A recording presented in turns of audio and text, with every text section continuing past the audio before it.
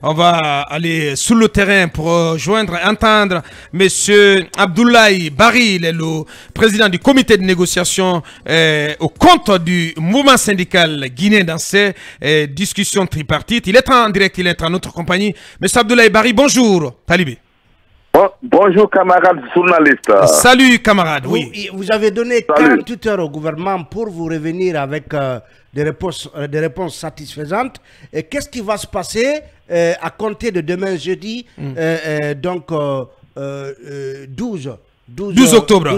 Qu'est-ce qui va se passer si le gouvernement ne venait pas à satisfaire à vos desiderata? Merci beaucoup. Merci à vous les journalistes, les grands journalistes de film. Merci. Et merci à tous vos auditeurs et auditrices. Nous avons convoqué une assemblée générale pour échanger avec les travailleurs, pour les faire le compte rendu. Donc, nous leur avons fait comprendre que nous devons reprendre les négociations demain jeudi. Comme d'habitude, tous les jeudis et vendredis, nous sommes autour de la table. Donc, si jamais le gouvernement guinéen et le patronat ne reviennent pas à des meilleurs sentiments veut dire quoi? Faire des propositions vraiment importantes de façon considération.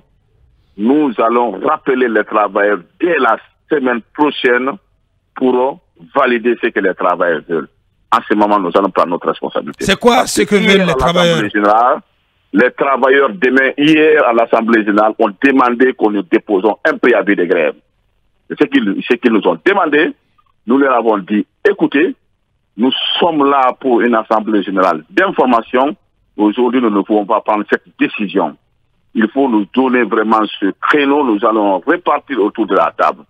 Si jamais nous n'avons pas ça, nous allons revenir vous reconvoquer à une nouvelle Assemblée générale. Ce que vous nous avez demandé, si vous maintenez toujours, nous allons prendre notre responsabilité pour déposer ce préavis de grève. Monsieur Barry, quelle est la réalité autour de 5 000 milliards? Parce qu'on parle d'une ligne de 7 000 milliards destinée au salaire des fonctionnaires, mais on apprend que l'État n'utiliserait que 2 000 milliards. Quelle est la réalité de ces chiffres-là? Écoutez, on ne parle pas, c'est déjà officiel, c'est déjà inscrit. Vous êtes des grands journalistes, vous pouvez vérifier dans le site du ministère du Budget, la LFI. D'ailleurs, la LFR remonte ça à 7 800 000 milliards. Est-ce que vous comprenez? Vous confirmez, Manu. 7 360 Vous confirmez, Manu, s'il vous plaît. Manu. Dépenses de personnel, LFI, c'était à 7 360 milliards. LFR, c'est monté à 7 831,50 milliards. Voilà. Eh bien, et vous avez fait les comptes, l'État ne débourserait qu'un peu plus de 2 000 milliards. Je voudrais vous expliquer cela. Nous sommes des syndicalistes aujourd'hui, smart. Quand je dis smart, smart. Objectif. Voilà, smart. S-A-S-M. On comprend bien. Oui. Surtout quand le mot vient du président de Fezatel. Bien. Voilà, vous comprenez. Bien. Donc aujourd'hui, nous connaissons les techniques de négociation. Il faut vraiment avoir de l'argument. Il faut avoir des techniques de négociation. Donc autour de la table, le gouvernement nous a fait une proposition de 20%.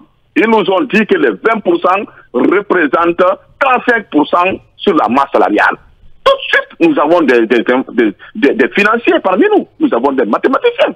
Nous avons développé l'enveloppe de 100%. Ça va donner 175 milliards par mois.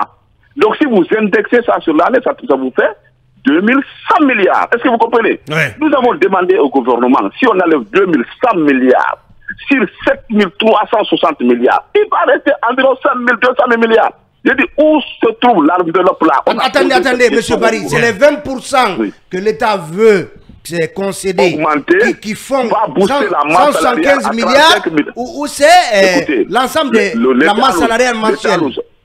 Je vais vous expliquer. L'État nous a, en français facile, l'État nous a dit 20% qu'ils nous ont proposé va booster la masse salariale de 35 milliards par mois. Est-ce que vous comprenez? Oui. Nous, étant aujourd'hui des informaticiens, des techniciens, des financiers, nous avons essayé de connaître l'enveloppe mensuelle.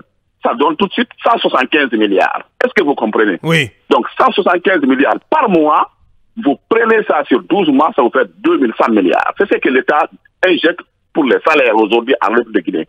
Donc, c'est pendant que ils ont voté dans la loi des finances 7360 milliards. Nous avons posé la question, où sont les autres? Les 5000 milliards. Ils n'ont pas répondu. Bien, à date, donc vous exigez une revalorisation salariale à quelle hauteur? Quel est le point? 90%. 90%. Mais jusqu'à quel niveau vous êtes prêt à faire une concession et à accepter une proposition du gouvernement? Nous avons demandé au gouvernement d'abord de nous donner 50% maintenant. Après Fugas, ils vont donner les 40 autres pourcents. Et ça aussi, on les donne à un délai peut-être de 3 mois, peut-être à partir de janvier l'année prochaine. Est-ce que vous comprenez? Donc sans cela, vous partez en grève? C'est le travail qui vont décider si on va les reconvoquer à l'Assemblée générale. Si encore ils nous réitèrent la demande de déposer un préavis de grève, nous serons obligés de le faire parce que c'est le travail qui décide. C'est la base qui décide. Abdoulaye Bari, président, secrétaire général de la FESATEL et président du comité de négociation au compte du mouvement syndical guinéen.